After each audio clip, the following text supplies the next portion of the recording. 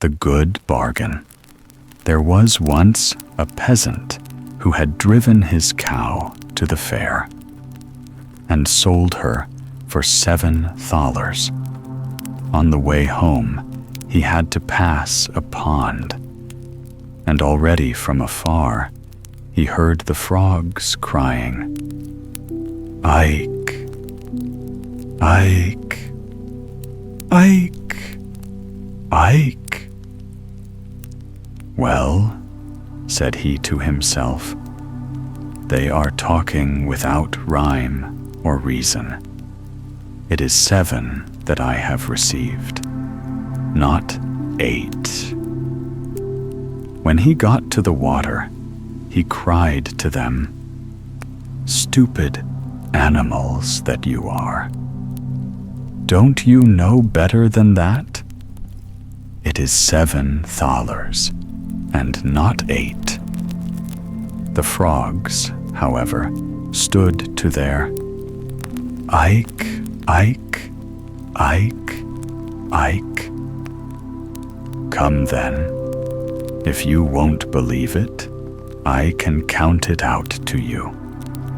And he took his money out of his pocket and counted out the 7 thalers, always reckoning 24 groschen to a thaler. The frogs, however, paid no attention to his reckoning, but still cried, "Ike, Ike, Ike, Ike." "What?" cried the peasant, quite angry. "Since you are determined to know better than I, count it yourselves," and threw all the money into the water to them. He stood still and wanted to wait until they were done and had brought him his own again. But the frogs maintained their opinion and cried continually, "Ike, Ike, Ike, Ike."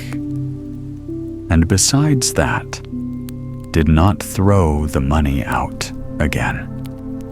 He still waited a long while until evening came on, and he was forced to go home. Then he abused the frogs and cried, "You water splashers, you thick heads, you goggle eyes, you have great mouths and can screech till you hurt one's ears, but you cannot count 7 thalers. Do you think I'm going to stand here till you get done?" And with that he went away, but the frogs still cried, "Ike, Ike, Ike, Ike," after him, till he went home quite angry. After a while, he bought another cow, which he killed, and he made the calculation that if he sold the meat well, he might gain as much as the 2 cows were worth, and have the skin into the bargain.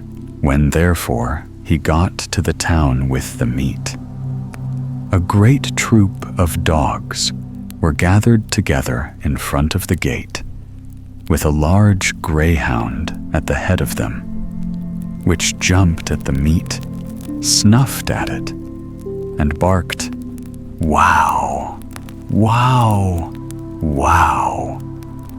As there was no stopping him, the peasant said to him, "Yes, yes, I know quite well that thou art saying, 'Wow, wow, wow,' because thou wantest some of the meat. But I should fare badly if I were to give it to thee." The dog, however, answered nothing but, "Wow, wow." "Wilt thou promise not to devour it all then? And wilt thou go bail for thy companions?" "Wow, wow, wow," said the dog, Well, if thou insistest on it, I will leave it for thee. I know thee well, and know who is thy master. But this I tell thee, I must have my money in 3 days, or else it will go ill with thee. Thou must just bring it out to me." Thereupon he unloaded the meat and turned back again. The dogs fell upon it and loudly barked, "Wow! Wow!" The countryman, who heard them from afar, said to himself, "Hark, now they all want some, but the big one is responsible to me for it." When 3 days had passed, the countryman thought, "Tonight, my money will be in my pocket," and was quite delighted. But no one would come and pay it. "There is no trusting anyone now," said he. And at last he lost patience and went into the town to the butcher and demanded his money. The butcher thought it was a joke, but the peasant said, "Jesting apart, I will have my money. Did not the great dog bring you the whole of the slaughtered cow 3 days ago?" Then the butcher grew angry, snatched a broomstick, and drove him out. "Wait a while," said the peasant. "There is still some justice in the world," and went to the royal palace and begged for an audience. He was led before the king, who sat there with his daughter, and asked him what injury he had suffered. "Alas," said he, "the frogs and the dogs have taken from me what is mine, and the butcher has paid me for it with the stick." And he related at full length all that had happened. Thereupon the king's daughter began to laugh heartily. And the king said to him, "I cannot give you justice in this, but you shall have my daughter to wife for it. In her whole life she has never yet laughed as she has just done at thee, and I have promised her to him who could make her laugh. Thou mayest thank God for thy good fortune." "Oh," answered the peasant, "I will not have her. I have a wife already, and she is one too many for me. When I go home, it is just as bad as if I had a wife standing in every corner." Then the king grew angry and said, "Thou art a boor."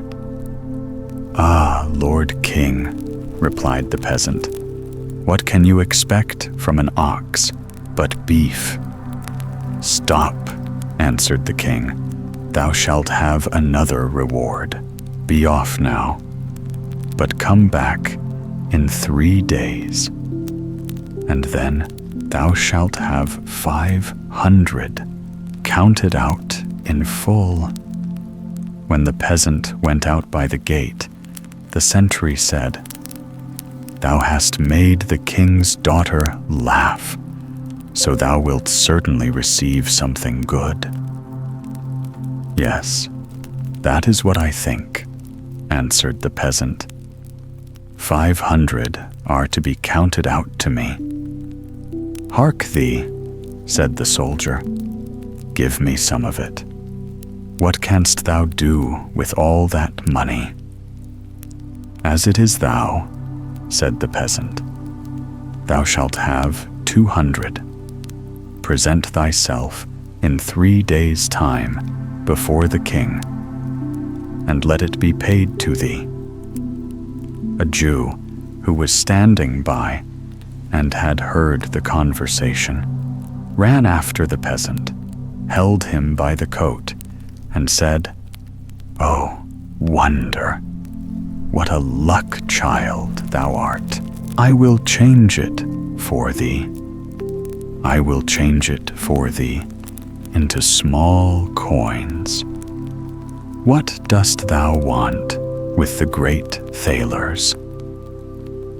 "Jew," said the countryman, 300 canst thou still have.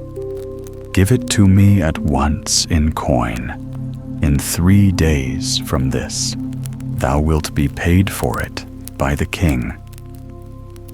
The Jew was delighted with the prophet, and brought the sum in bad groschen, 3 of which were worth 2 good ones. After 3 days had passed, according to the king's command, the peasant went before the king. "Pull his coat off," said the latter, "and he shall have his 500. "Ah," said the peasant, "they no longer belong to me. I presented 200 of them to the sentinel, and 300 the Jew has changed for me. So by right, nothing at all belongs to me." In the meantime, the soldier and the Jew entered and claimed what they had gained from the peasant, and they received the blows strictly counted out. The soldier bore it patiently and knew already how it tasted. But the Jew said sorrowfully, "Alas, alas, are these the heavy thalers?" The king could not help laughing at the peasant, and as all his anger was gone, he said, "As thou hast already lost thy reward before it fell to thy lot, I will give thee something in the place of it. Go into my treasure chamber and get some money for thyself, as much as thou wilt." The peasant did not need to be told twice, and stuffed into his big pockets whatsoever would go in. Afterwards, he went to an inn and counted out his money.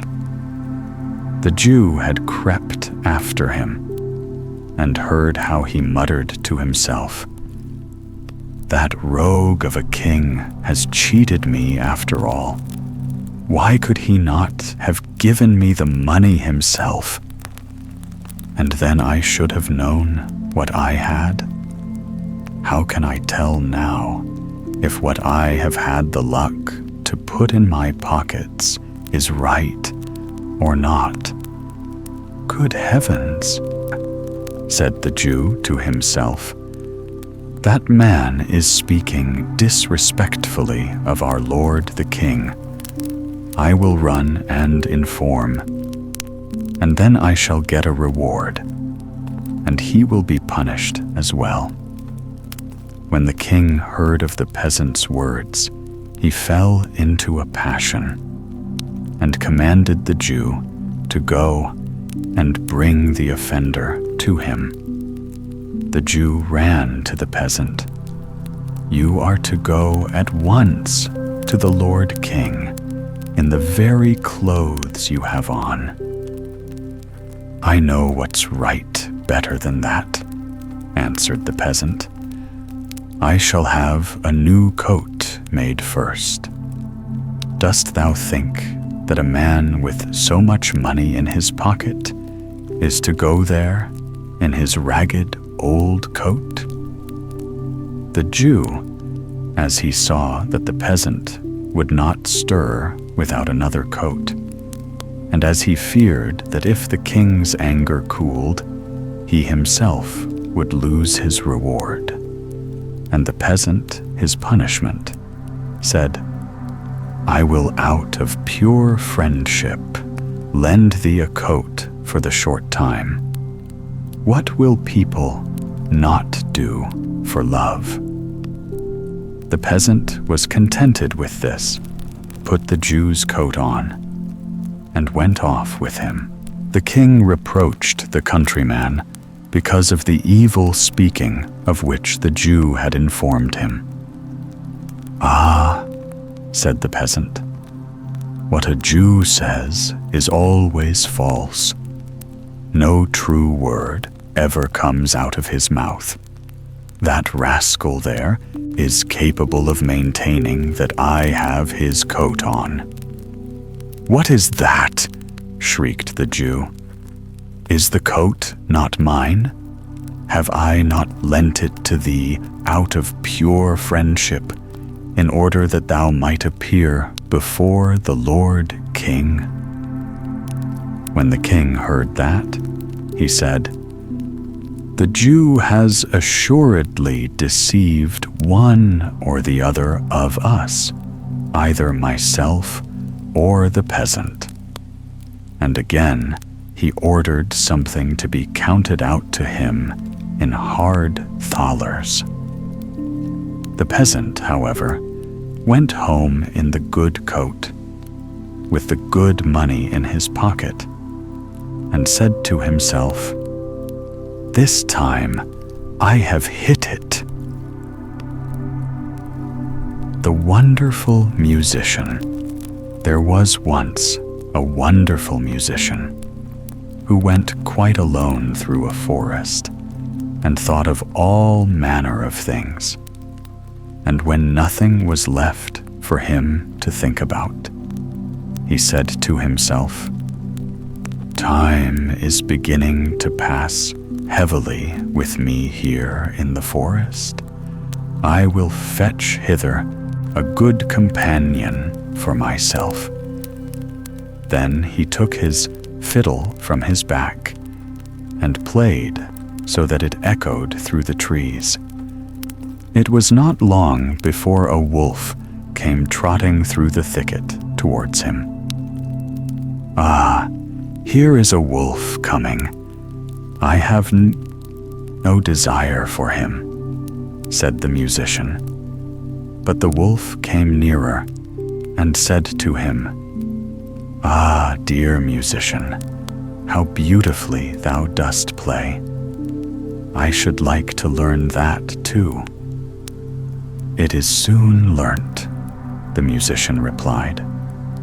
"Thou hast only to do all that I bid thee." "Oh, musician," said the wolf, "I will obey thee as a scholar obeys his master." The musician bade him follow, and when they had gone part of the way together, they came to an old oak tree, which was hollow inside and cleft in the middle. "Look," said the musician, "if thou wilt learn to fiddle, put thy 4 paws into this crevice." The wolf obeyed, but the musician quickly picked up a stone and with one blow wedged his 2 paws so fast that he was forced to stay there like a prisoner. "Stay there until I come back again," said the musician, and went his way. After a while, he again said to himself, "Time is beginning to pass heavily with me here in the forest. I will fetch hither another companion," and took his fiddle and again played in the forest. It was not long before a fox came creeping through the trees towards him. "Ah, there's a fox coming," said the musician. "I have no desire for him." The fox came up to him and said, "Oh, dear musician, how beautifully thou dost play. I should like to learn that too." "That is soon learnt," said the musician. "Thou hast only to do everything that I bid thee." "O musician," then said the fox, "I will obey thee as a scholar obeys his master." "Follow me," said the musician. And when they had walked a part of the way, they came to a footpath with high bushes on both sides of it. There the musician stood still, and from one side bent a young hazel bush down to the ground, and put his foot on the top of it. Then he bent down a young tree from the other side as well, and said, "Now, little fox, if thou wilt learn something, give me thy left front paw." The fox obeyed, and the musician fastened his paw to the left bough. "Little fox," said he, "now reach me thy right paw." And he tied it to the right bough. When he had examined whether they were firm enough, he let go, and the bushes sprang up again and jerked up the little fox so that it hung struggling in the air. "Wait there till I come back again," said the musician, and went his way. Again he said to himself, "Time is beginning to pass heavily with me here in the forest. I will fetch hither another companion." So he took his fiddle, and the sound echoed through the forest. Then a little hare came springing towards him. "Why, a hare is coming?" said the musician. "I do not want him." "Ah, dear musician," said the hare, "how beautifully thou dost fiddle. I, too, should like to learn that." "That is soon learnt," said the musician. "Thou hast only to do everything that I bid thee." "Oh, musician," replied the little hare, "I will obey thee, as a scholar obeys his master." They went a part of the way together until they came to an open space in the forest, where stood an aspen tree.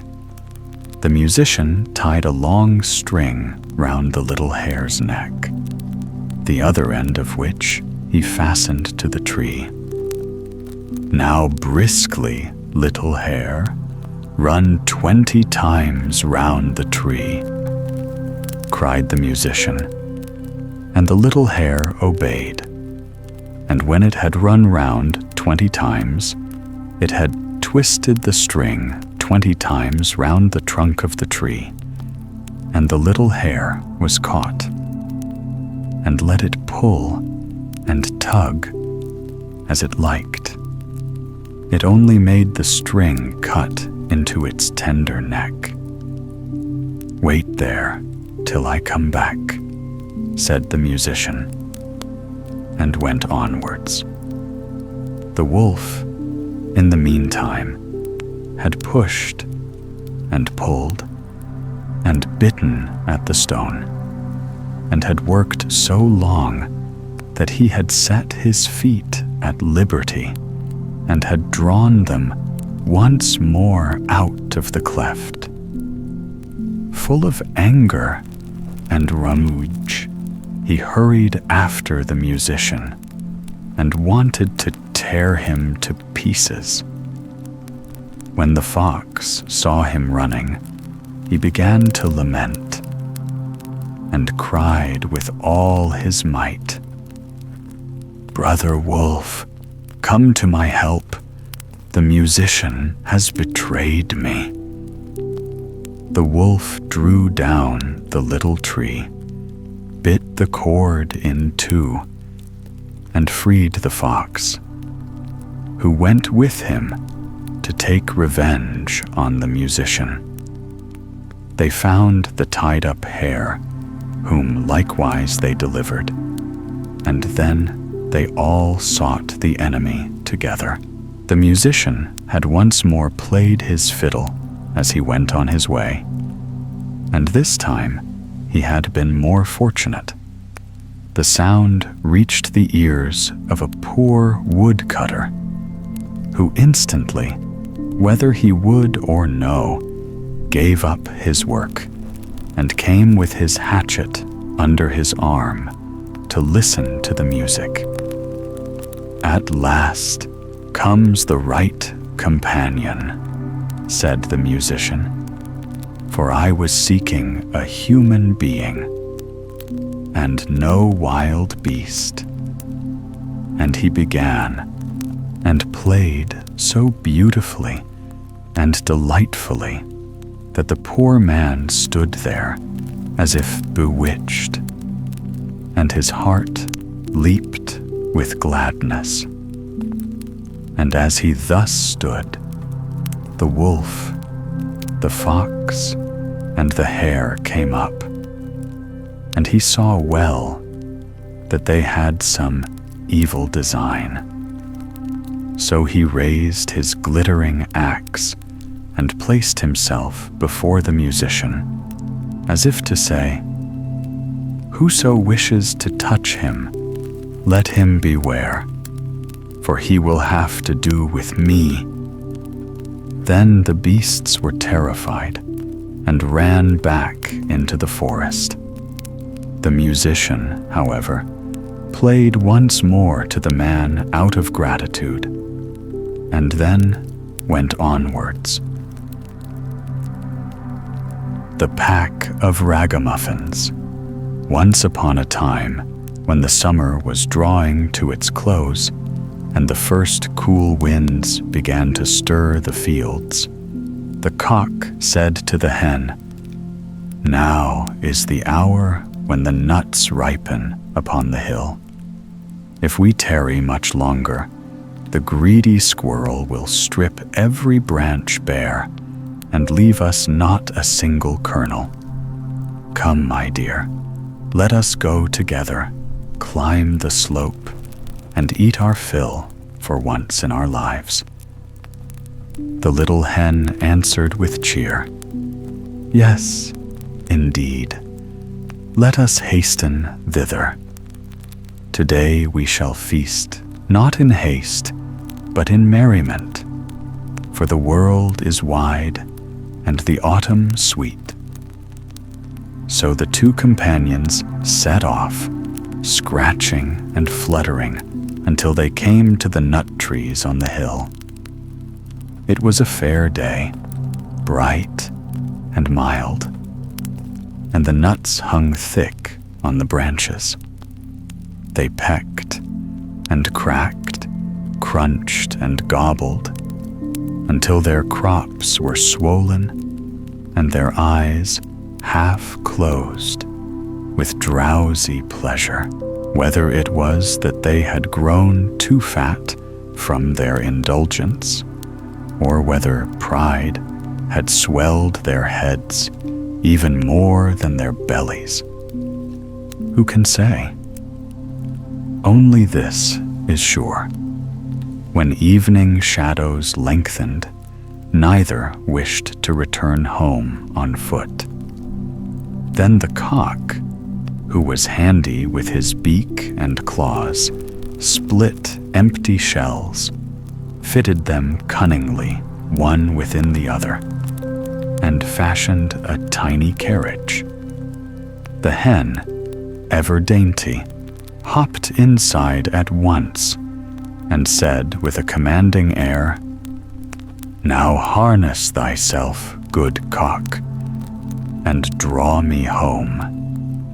But the cock bristled and cried, "That I will not. Never shall I stoop to be the beast of burden. I shall sit as coachman upon the box, crack the whip, and guide the way, but drag the cart myself. No, that is no bargain between us." So they quarreled there upon the hill, raising their voices, until a duck who lived by a nearby pond came waddling up, quacking harshly, "You thieving vagabonds! Who gave you leave to strip my nut trees bare? You shall pay dearly for this mischief." She rushed at the cock with open beak, Yet the cock, sharp of spur and bold of heart, flew at her and dealt such blows that the duck soon cried for mercy. To end the strife, she let herself be bound to the carriage as a punishment. Then the cock sprang proudly to the box, seized the reins, and cried, "Now, duck, trot as fast as thy webbed feet will carry thee." Off they went, rattling and jolting down the road. Not long had they traveled when they met two strange wanderers, a pin and a needle, hobbling along the dusty path. They called out, "Stop, good sirs, stop. Night falls fast, and we are weary. The road grows foul and muddy, and we can go no further. Pray give us room in your carriage, for we have been too long at the tailor's tavern, where the beer was strong." They were an thin and meager, that the cock thought, "They will scarcely take any space," and allowed them to climb inside. But first, they promised most faithfully not to tread on the hen's delicate toes. Thus, the party grew larger, and by nightfall, they reached an inn. The cock would gladly have gone further, but the duck staggered from side to side, weary of her labor, so they sought shelter. The innkeeper frowned, for his rooms were full, and he doubted such ragged folk could pay.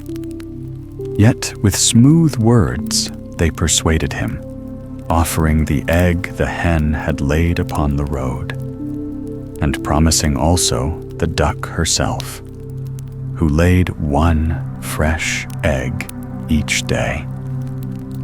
At last he consented, and they all feasted merrily until the small hours. But when dawn broke, and the inn lay hushed in slumber, the cock roused the hen. Together they cracked the promised egg and devoured it, leaving only the shell, which they tossed upon the hearth.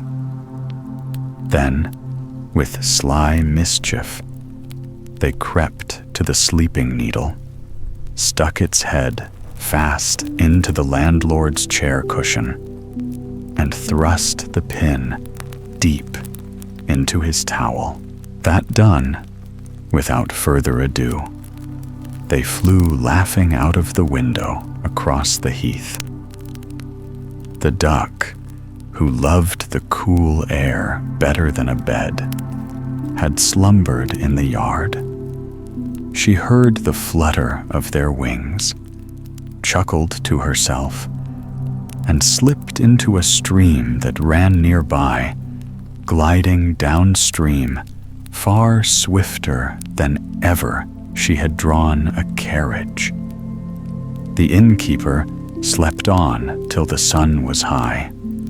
At length he rose, washed, and seized his towel. But alas, the pin scored a bloody stripe across his cheek from ear to ear. Angry and sore, he went to light his pipe, but the moment he stooped to the hearth, the sharp eggshell flew into his eye. "This morning, all the world conspires against me," he cried.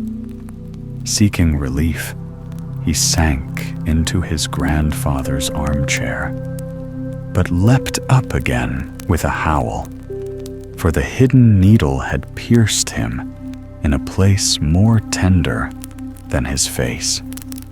Now his wrath boiled over. He called to mind the odd guests who had come late the night before, and when he searched, lo, they were vanished. Then he swore a solemn oath. Never again would he take in such ragamuffins, for they eat much, pay little, and repay kindness with knavery. And thus ends the tale of the cock and the hen, the duck, the pin and the needle, each sly in their way, but leaving trouble behind them. The three little men in the wood. There was once a man whose wife was dead, and a woman whose husband was dead, and the man had a daughter, and so had the woman. The girls were acquainted with each other, and used to play together sometimes in the woman's house. So the woman said to the man's daughter, "Listen to me. Tell your father that I will marry him, and then you shall have milk to wash in every morning, and wine to drink. And my daughter shall have water to wash in, and water to drink." The girl went home and told her father what the woman had said. The man said, "What shall I do? Marriage is a joy, and also a torment." At last, as he could come to no conclusion, he took off his boot and said to his daughter, "Take this boot. It has a hole in the sole. Go up with it into the loft, hang it on the big nail, and pour water in it. If it holds water, I will once more take to me a wife. If it lets out the water, so will I not." The girl did as she was told, but the water held the hole together, and the boot was full up to the top. So she went and told her father how it was, and he went up to see with his own eyes, and as there was no mistake about it, he went to the widow and courted her, and then they had the wedding. The next morning, when the two girls awoke, there stood by the bedside of the man's daughter milk to wash in, and wine to drink. And by the bedside of the woman's daughter there stood water to wash in, and water to drink. On the second morning there stood water to wash in, and water to drink, for both of them alike. On the third morning there stood water to wash in, and water to drink for the man's daughter, and milk to wash in, and wine to drink for the woman's daughter. And so it remained ever after. The woman hated her stepdaughter, and never knew how to treat her badly enough from one day to another, and she was jealous because her stepdaughter was pleasant and pretty, and her real daughter was ugly and hateful. Once in winter, when it was freezing hard, and snow lay deep on hill and valley, the woman made a frock out of paper, called her stepdaughter, and said, "Here, put on this frock, go out into the wood, and fetch me a basket of strawberries. I have a great wish for some." "Oh dear," said the girl, "there are no strawberries to be found in winter. The ground is frozen, and the snow covers everything. And why should I go in the paper frock? It is so cold out of doors that one's breath is frozen. The wind will blow through it, and the thorns will tear it off my back." "How dare you contradict me?" cried the stepmother. "Be off, and don't let me see you again till you bring me a basket of strawberries." Then she gave her a little piece of hard bread and said, "That will do for you to eat during the day." And she thought to herself, "She is sure to be frozen or starved to death out of doors, and I shall never set eyes on her again." So the girl went obediently, put on the paper frock, and started out with the basket. The snow was lying everywhere, far and wide, and there was not a blade of green to be seen. When she entered the wood, she saw a little house with 3 little men peeping out of it. She wished them good day and knocked modestly at the door. They called her in, and she came into the room and sat down by the side of the oven to warm herself and eat her breakfast. The little men said, "Give us some of it." "Willingly," answered she, breaking her little piece of bread in 2 and giving them half. They then said, "What are you doing here in the wood this winter time in your little thin frock?" "Oh," answered she, "I have to get a basket of strawberries, and I must not go home without them." When she had eaten her bread, they gave her a broom and told her to go and sweep the snow away from the back door. When she had gone outside to do it, the little men talked among themselves about what they should do for her, as she was so good and pretty, and had shared her bread with them. Then the first one said, "She shall grow prettier every day." The second said, "Each time she speaks, a piece of gold shall fall from her mouth." The third said, "A king shall come and take her for his wife." In the meanwhile, the girl was doing as the little men had told her, and had cleared the snow from the back of the little house. And what do you suppose she found? Fine, ripe strawberries, showing dark red against the snow. Then she joyfully filled her little basket full, thanked the little men, shook hands with them all, and ran home in haste to bring her stepmother the thing she longed for. As she went in and said, "Good evening," a piece of gold fell from her mouth at once.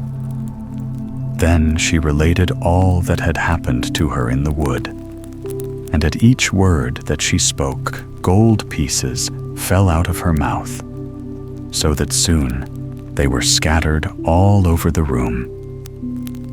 "Just look at her pride and conceit," cried the stepsister, "throwing money about in this way." But in her heart she was jealous because of it, and wanted to go too into the wood to fetch strawberries. But the mother said, "No, my dear little daughter, it is too cold. You will be frozen to death." But she left her no peace. So at last the mother gave in, got her a splendid fur coat to put on, and gave her bread and butter and cakes to eat on the way. The girl went into the wood and walked straight up to the little house. The three little men peeped out again, but she gave them no greeting, and without looking round or taking any notice of them, she came stumping into the room, sat herself down by the oven, and began to eat her bread and butter and cakes. "Give us some of that," cried the little men. But she answered, "I've not enough for myself. How can I give away any?" Now when she had done with her eating, they said, "Here is a broom. Go and sweep all clean by the back door." "Oh, go and do it yourselves," answered she. "I am not your housemaid." But when she saw that they were not going to give her anything, she went out to the door. Then the three little men said among themselves, "What shall we do to her? Because she is so unpleasant and has such a wicked, jealous heart, grudging everybody everything." The first said, "She shall grow uglier every day." The second said, "Each time she speaks, a toad shall jump out of her mouth at every word." The third said, "She shall die a miserable death." The girl was looking outside for strawberries, but as she found none, she went sulkily home. And directly she opened her mouth to tell her mother what had happened to her, in the wood a toad sprang out of her mouth at each word, so that everyone who came near her was quite disgusted. The stepmother became more and more set against the man's daughter, whose beauty increased day by day, and her only thought was how to do her some injury. So at last she took a kettle, set it on the fire, and scalded some yarn in it. When it was ready, she hung it over the poor girl's shoulder and gave her an axe. And she was to go to the frozen river and break a hole in the ice, and there to rinse the yarn. She obeyed, and went and hewed a hole in the ice. And as she was about it, there came by a splendid coach, in which the king sat. The coach stood still, and the king said, "My child, who art thou? And what art thou doing there?" She answered, "I am a poor girl, and am rinsing yarn." Then the king felt pity for her, and as he saw that she was very beautiful, he said, "Will you go with me?" "Oh yes, with all my heart," answered she, and she felt very glad to be out of the way of her mother and sister. So she stepped into the coach and went off with the king. And when they reached his castle, the wedding was celebrated with great splendor, as the little men in the wood had foretold. At the end of a year, the young queen had a son. And as the stepmother had heard of her great good fortune, she came with her daughter to the castle, as if merely to pay the king and queen a visit. One day, when the king had gone out, and when nobody was about, the bad woman took the queen by the head, and her daughter took her by the heels, and dragged her out of bed, and threw her out of the window into a stream that flowed beneath it. Then the old woman put her ugly daughter in the bed and covered her up to her chin when the king came back and wanted to talk to his wife a little. The old woman cried, "Stop, stop. She is sleeping nicely. She must be kept quiet today." The king dreamt of nothing wrong and came again the next morning. And as he spoke to his wife, and she answered him, there jumped each time out of her mouth a toad instead of the piece of gold as heretofore. Then he asked why that should be, and the old woman said it was because of her great weakness, and that it would pass away.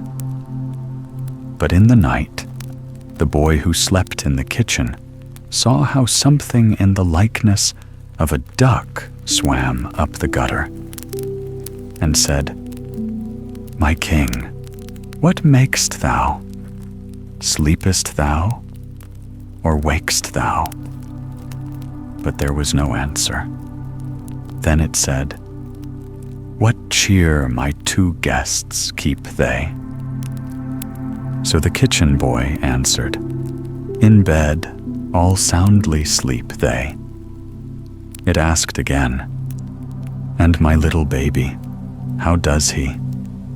And he answered, "He sleeps in his cradle quietly." Then the duck took the shape of the queen and went to the child and gave him to drink, smoothed his little bed, covered him up again, and then, in the likeness of a duck, swam back down the gutter. In this way she came 2 nights, and on the 3rd she said to the kitchen boy, "Go and tell the king to brandish his sword 3 times over me on the threshold." Then the kitchen boy ran and told the king, and he came with his sword and brandished it 3 times over the duck. And at the 3rd time, his wife stood before him, living and hearty and sound, as she had been before. The king was greatly rejoiced, but he hid the queen in a chamber until the Sunday came when the child was to be baptized. And after the baptism, he said, "What does that person deserve who drags another out of bed and throws him in the water?" And the old woman answered, "No better than to be put into a cask with iron nails in it, and to be rolled in it down the hill into the water."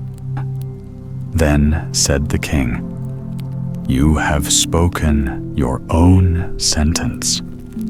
And he ordered a cask to be fetched, and the old woman and her daughter were put into it, and the top hammered down, and the cask was rolled down the hill into the river.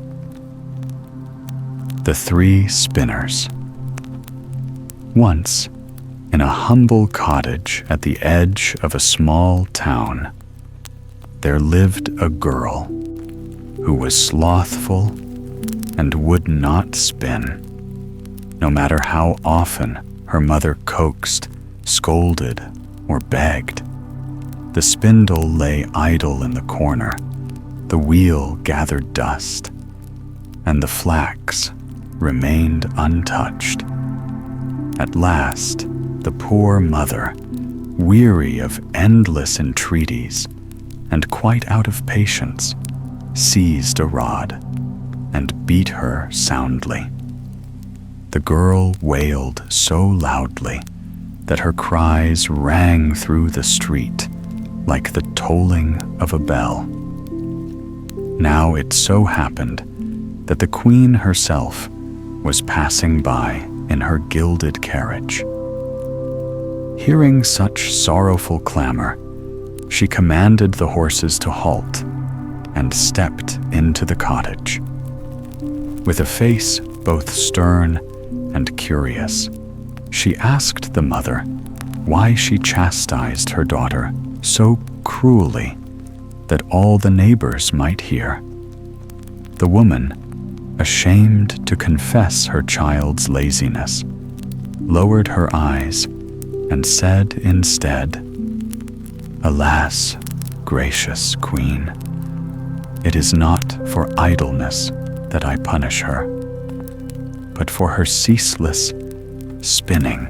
Day and night she clings to her wheel, and I am poor and cannot supply her with flax enough to satisfy her hands." The Queen's countenance brightened. "I delight in nothing so much as the humming of the wheel," she said, "for its song is to me sweeter than a lute. Let your daughter come with me to the castle. There I have flax in plenty, and she may spin until her heart is merry." The mother, glad at the chance to be rid of her burden and to see her daughter raised to royal favor, consented eagerly. So the Queen took the girl by the hand and led her to the palace halls. In the castle, she brought the maiden to 3 lofty chambers, each piled high with the finest flax, so full that the very beams groaned beneath the weight.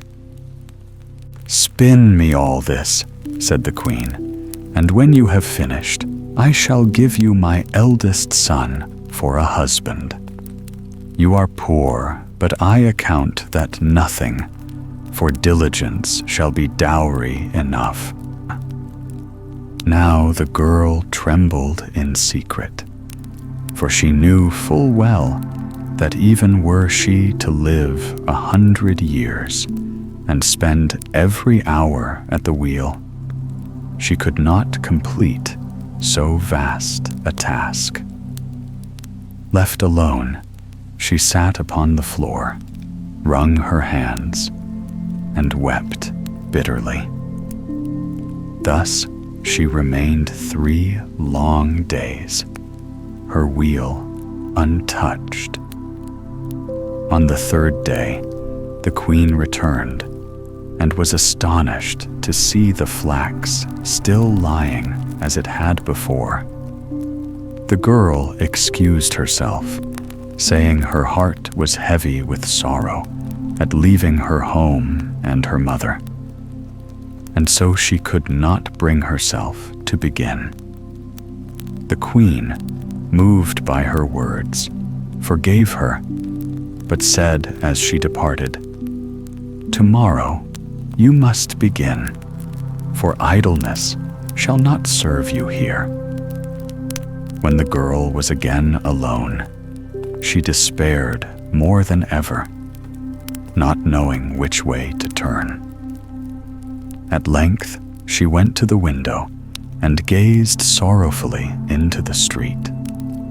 There, she beheld 3 strange women approaching.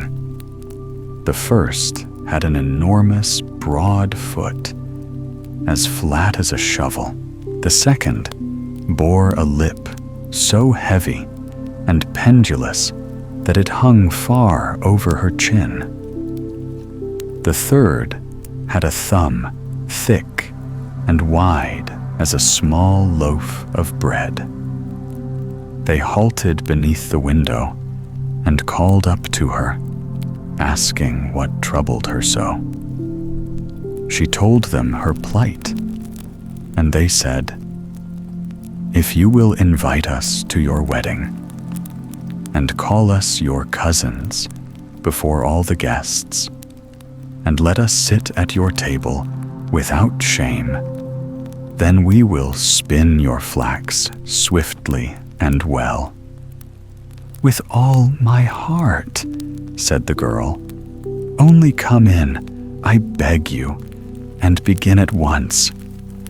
So the three women entered. The maiden cleared a space for them, and each sat to her labor. The first drew the threads and pressed the treadle with her broad foot so that the wheel turned and hummed. The second moistened the threads with her great lip, smoothing them fine. The third twisted and snapped the threads with her broad thumb, rapping the table as she worked.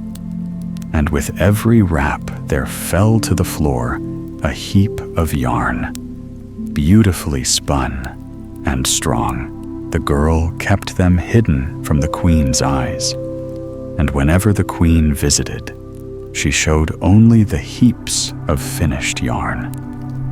The queen praised her without end, marveling at such skill.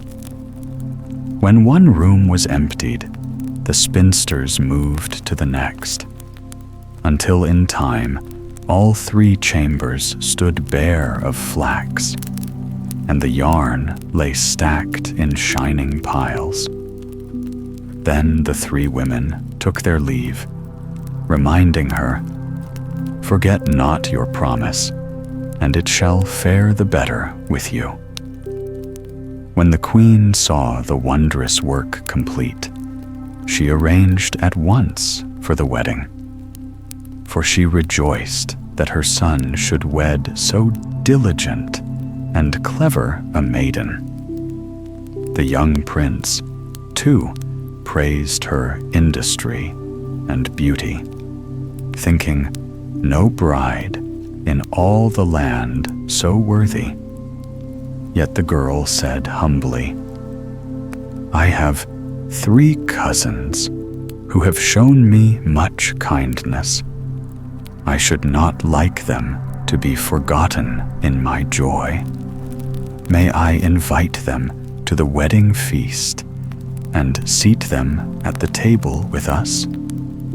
The queen and the bridegroom both consented. So when the feast began, in came the 3 spinsters in all their strange forms. The bride rose and greeted them warmly. "Welcome, dear cousins. You are most heartily received." But the prince, beholding them, whispered in astonishment, "What ugly kin are these you claim? Tell me, why is your foot so broad and flat?" he asked of the first. "With treading," she answered, "with treading the wheel." "And why hangs your lip so heavily?" he asked the second. "With licking," she replied, "with licking the threads." "And why is your thumb so thick and broad?" he asked the third. "With twisting," she said, "with twisting the flax." Then the prince, seeing the deformity that came of spinning, declared, "Never shall my fair bride put hand to spindle or wheel, lest such blemishes mar her beauty." Thus the maiden was freed forever from the tiresome toil of flax spinning. And so, by the wit of the 3 strange spinsters and her own fair fortune, she lived long in honor and ease. The 3 snake leaves. There was once on a time a poor man who could no longer support his only son. Then said the son, "Dear father, things go so badly with us that I am a burden to you. I would rather go away and see how I can earn my bread." So the father gave him his blessing, and with great sorrow took leave of him. At this time, the king of a mighty empire was at war, and the youth took service with him, and with him went out to fight.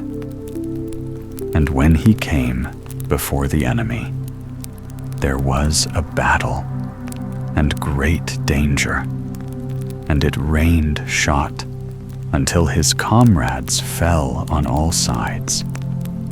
And when the leader also was killed, those left were about to take flight. But the youth stepped forth, spoke boldly to them, and cried, "We will not let our fatherland be ruined." Then the others followed him, and he pressed on and conquered the enemy. When the king heard that he owed the victory to him alone, he raised him above all the others, gave him great treasures, and made him the first in the kingdom.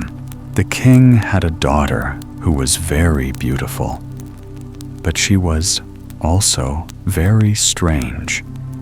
She had made a vow to take no one as her lord and husband who did not promise to let himself be buried alive with her if she died first. "If he loves me with all his heart," said she, "of what use will life be to him afterwards?" On her side, she would do the same, and if he died first, would go down to the grave with him. This strange oath had up to this time frightened away all wooers, but the youth became so charmed with her beauty that he cared for nothing, but asked her father for her. "But dost thou know what thou must promise?" said the king. "I must be buried with her," he replied, "if I outlive her. But my love is so great that I do not mind the danger." Then the king consented, and the wedding was solemnized with great splendor. They lived now, for a while, happy and contented with each other. And then it befell that the young queen was attacked by a severe illness, and no physician could save her. And as she lay there dead, the young king remembered what he had been obliged to promise, and was horrified at having to lie down alive in the grave. But there was no escape. The king had placed sentries at all the gates, and it was not possible to avoid his fate. When the day came when the corpse was to be buried, he was taken down into the royal vault with it, and then the door was shut and bolted. Near the coffin stood a table on which were 4 candles, 4 loaves of bread, and 4 bottles of wine. And when this provision came to an end, he would have to die of hunger. And now he sat there, full of pain and grief, ate every day only a little piece of bread, drank only a mouthful of wine, and nevertheless saw death daily drawing nearer. Whilst he thus gazed before him, he saw a snake creep out of a corner of the vault and approach the dead body. And as he thought it came to gnaw at it, he drew his sword and said, "As long as I live, thou shalt not touch her," and hewed the snake in 3 pieces.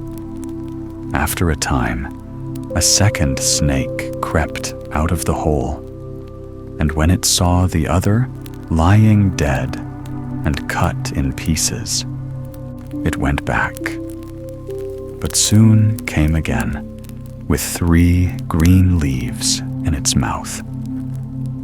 Then it took the 3 pieces of the snake, laid them together as they ought to go, and placed one of the leaves on each wound. Immediately, the severed parts joined themselves together. The snake moved and became alive again, and both of them hastened away together. The leaves were left lying on the ground, and a desire came into the mind of the unhappy man who had been watching all this, to know if the wondrous power of the leaves, which had brought the snake to life again, could not likewise be of service to a human being. So he picked up the leaves and laid one of them on the mouth of his dead wife, and the 2 others on her eyes.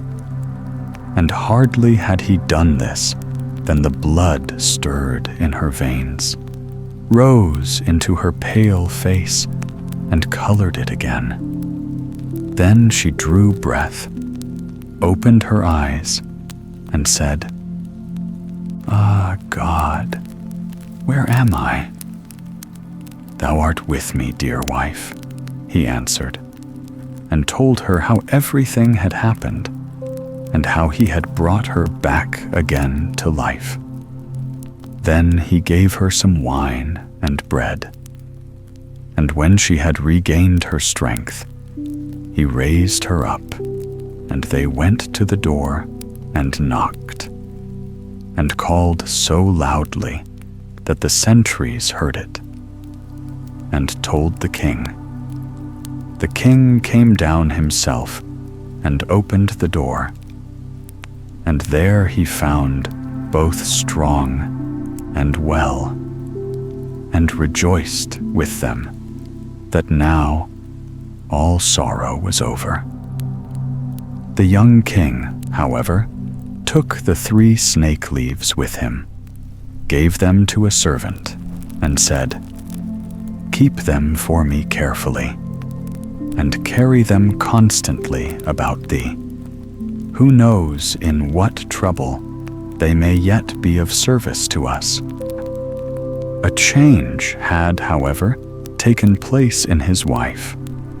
After she had been restored to life, it seemed as if all love for her husband had gone out of her heart.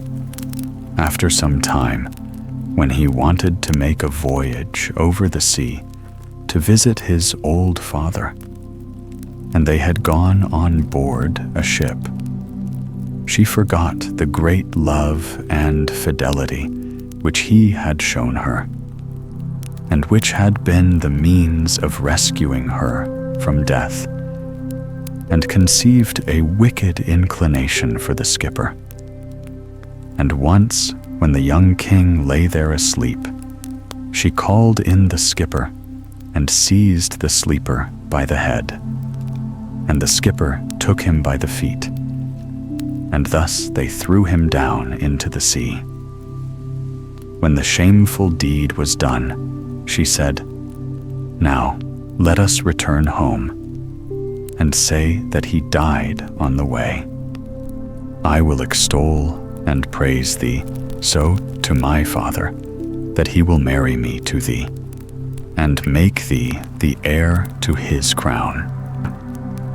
But the faithful servant, who had seen all that they did, unseen by them, unfastened a little boat from the ship, got into it, sailed after his master, and let the traitors go on their way. He fished up the dead body, and by the help of the 3 snake leaves which he carried about with him, and laid on the eyes and mouth, he fortunately brought the young king back to life. They both rowed with all their strength day and night, and their little boat flew so swiftly that they reached the old king before the others did. He was astonished when he saw them come alone, and asked what had happened to them. When he learnt the wickedness of his daughter, he said, "I cannot believe that she has behaved so ill, but the truth will soon come to light," and bade both go into a secret chamber and keep themselves hidden from everyone.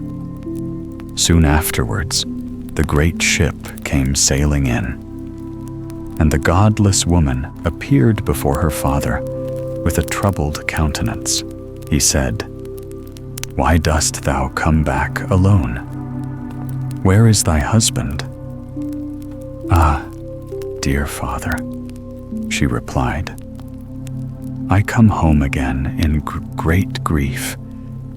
During the voyage, my husband became suddenly ill and died. And if the good skipper had not given me his help, it would have gone ill with me. He was present at his death, and can tell you all." The king said, "I will make the dead alive again," and opened the chamber and bade the two come out. When the woman saw her husband, she was thunderstruck and fell on her knees and begged for mercy. The king said, "There is no mercy. He was ready to die with thee and restored thee to life again. But thou hast murdered him in his sleep, and shalt receive the reward that thou deservest." Then she was placed with her accomplice in a ship which had been pierced with holes, and sent out to sea, where they soon sank amid the waves. The Riddle. There was once a king's son who was seized with a desire to travel about the world, and took no one with him but a faithful servant. One day he came to a great forest, and when darkness overtook him, he could find no shelter, and knew not where to pass the night. Then he saw a girl who was going towards a small house, and when he came nearer, he saw that the maiden was young and beautiful. He spoke to her and said, "Dear child, can I and my servant find shelter for the night in the little house?" "Oh yes," said the girl in a sad voice, "that you certainly can. But I do not advise you to venture it. Do not go in." "Why not?" asked the king's son. The maiden sighed and said, "My stepmother practices wicked arts. She is ill-disposed toward strangers." Then he saw very well that he had come to the house of a witch. But as it was dark, and he could not go farther, and also was not afraid, he entered. The old woman was sitting in an armchair by the fire, and looked at the stranger with her red eyes. "Good evening," growled she, and pretended to be quite friendly. "Take a seat and rest yourselves." She blew up the fire on which she was cooking something in a small pot. The daughter warned the two to be prudent, to eat nothing and drink nothing, for the old woman brewed evil drinks. They slept quietly until early morning. When they were making ready for their departure, and the king's son was already seated on his horse, the old woman said, "Stop a moment. I will first hand you a parting draught." Whilst she fetched it, the king's son rode away, and the servant who had to buckle his saddle tight was the only one present when the wicked witch came with the drink. "Take that to your master," said she. But at that instant, the glass broke, and the poison spurted on the horse, and it was so strong that the animal immediately fell down dead. The servant ran after his master and told him what had happened, but would not leave his saddle behind him, and ran back to fetch it. When, however, he came to the dead horse, a raven was already sitting on it, devouring it. "Who knows whether we shall find anything better today?" said the servant. So he killed the raven and took it with him. And now they journeyed onwards into the forest the whole day, but could not get out of it. By nightfall, they found an inn and entered it. The servant gave the raven to the innkeeper to make ready for supper.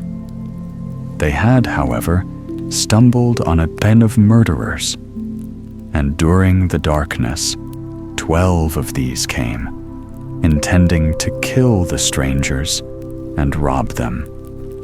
Before they set about this work, they sat down to supper, and the innkeeper and the witch sat down with them, and together they ate a dish of soup in which was cut up the flesh of the raven. Hardly, however, had they swallowed a couple of mouthfuls before they all fell down dead. For the raven had communicated to them the poison from the horse flesh. There was no one else left in the house but the innkeeper's daughter, who was honest, and had taken no part in their godless deeds. She opened all doors to the stranger and showed him the heaped-up treasures. But the king's son said she might keep everything. He would have none of it, and rode onwards with his servant. After they had traveled about for a long time, they came to a town in which was a beautiful but proud princess, who had caused it to be proclaimed that whosoever should set her a riddle which she could not guess, that man should be her husband. But if she guessed it, his head must be cut off. She had 3 days to guess it in, but was so clever that she always found the answer to the riddle given her before the appointed time. 9 suitors had already perished in this manner when the king's son arrived, and blinded by her great beauty, was willing to stake his life for it. Then he went to her and laid his riddle before her. "What is this?" said he. "One slew none, and yet slew 12.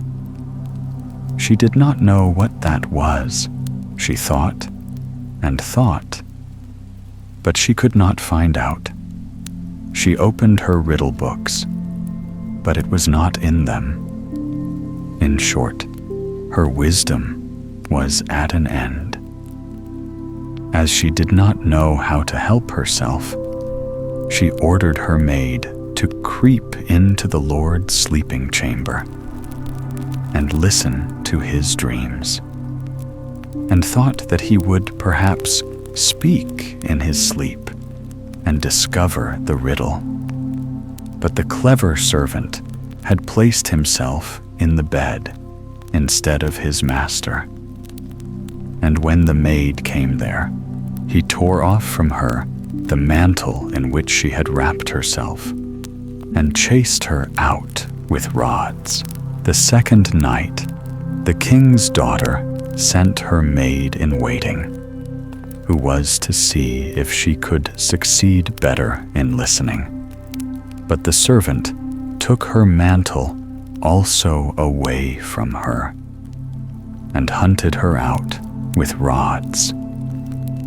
Now the master believed himself safe for the third night and lay down in his own bed. Then came the princess herself, and she had put on a misty gray mantle, and she seated herself near him. And when she thought that he was asleep and dreaming, she spoke to him and hoped that he would answer in his sleep, as many do. But he was awake and understood and heard everything quite well.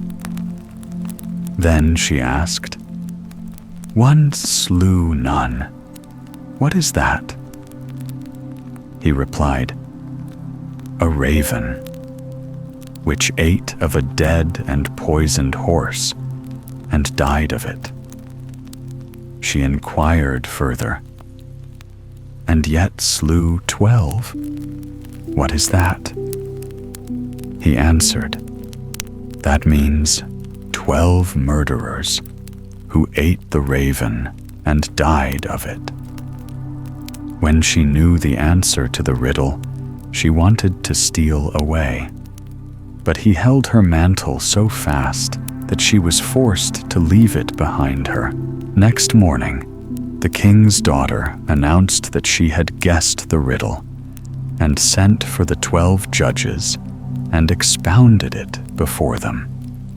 But the youth begged for a hearing and said, "She stole into my room in the night and questioned me. Otherwise, she could not have discovered it." The judges said, "Bring us a proof of this."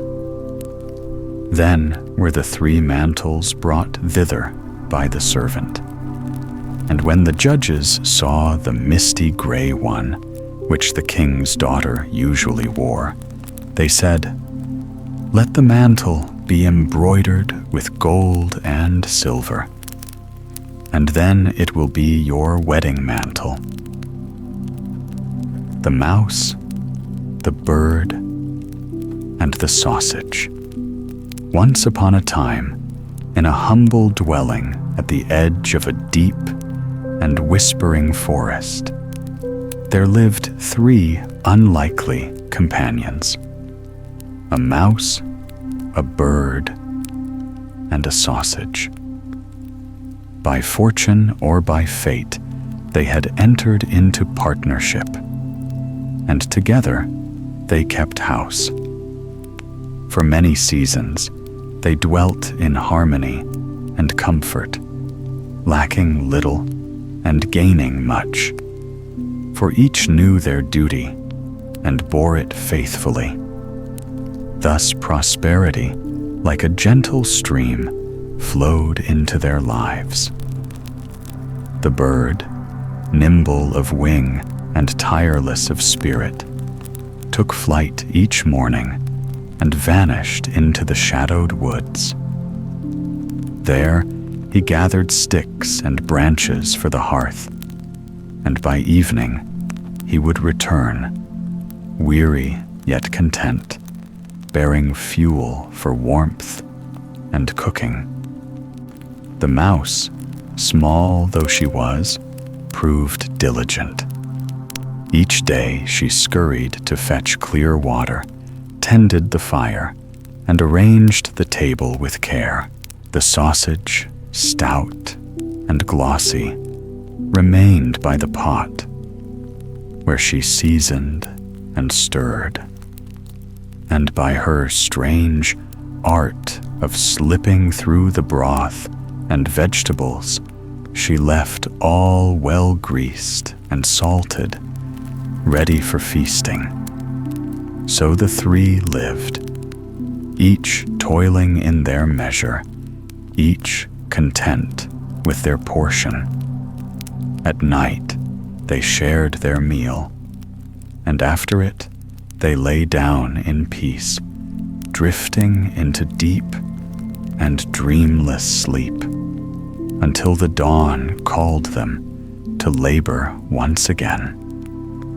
And for a long time it was a good life, enviable and secure. But he who fares too well often grows restless, and he who prospers too long often longs for change. It so happened one day that the bird, as he flew toward the forest, met another of his kind. This stranger, sharp of tongue and proud of feather, mocked him bitterly. "What a fool you are," said the stranger, "to wear yourself out carrying wood. Look at you, sweating and straining, while your companions sit idly at home. The mouse does little but fetch water, and then rest until she lays the table. And the sausage, she only squats by the fire, slipping through the stew to make it savory. Meanwhile, you alone bear the heavy task, trudging through the forest each day. Were I in your place, I should not endure it. No, I would make a change, and let each of them taste toil as you have tasted it." These words stung the bird's pride. He brooded over them, and the poison of discontent entered his heart. The next morning, when it was time to depart, the bird folded his wings and declared, "No longer shall I be the servant of this household. I have borne the heaviest burden long enough. From this day, we shall divide our tasks anew. Each shall take another's duty, and thus all shall see what it is to labor." The mouse squeaked her protest, and the sausage oozed her displeasure. They begged the bird not to meddle with the order that had brought them blessing, but the bird would not yield, for he fancied himself the master. And so the new bargain was struck. The sausage must go into the forest for wood. The mouse must try her hand at cooking, and the bird himself would fetch water. Alas, from that moment, their happiness began to unravel. The sausage set off toward the forest, dragging herself along the path with great effort. The bird busied himself with fire and bucket, while the mouse prepared the pot and waited for wood. Yet the sausage lingered far too long. As twilight deepened, fear fell upon the house, and the bird at last flew out to seek her. Not far from the forest's edge, he beheld a dreadful sight. A great hound had seized the sausage and was making off with her as plunder. The bird cried out in rage, demanding justice. But the hound bared its teeth and said, "This one was caught with forged letters upon her person. By law, She has forfeited her life, and her flesh is my due." With that, the beast vanished into the dark, leaving nothing but sorrow behind. Heavy of heart, the bird bore the bundle of wood home and told the mouse of their loss. Grief weighed upon them both, yet they resolved to endure together. The bird spread the table, and the mouse prepared to cook as the sausage once had done. Brave but foolish, she leapt into the pot to glide through the vegetables and season them. But her skin was too tender, and before she reached the middle of the broth, she was scalded and boiled away, never to rise again. When the bird came to eat, no food was ready, and no cook was left alive. In anguish and fury, he flung the wood here and there, not watching where the sparks flew. Soon the fire caught and spread, and the little dwelling was wrapped in flames. Desperate, the bird seized the bucket and rushed to the well. But the rope slipped, the vessel fell, and he with it. The water swallowed him whole, and thus he too met his end. So it came to pass that through pride, discontent, and the breaking of good order, the house was left in ashes, and none remained to tell the tale, save those who pass it on as a warning, that each should hold fast to his place, lest envy and folly bring ruin upon all.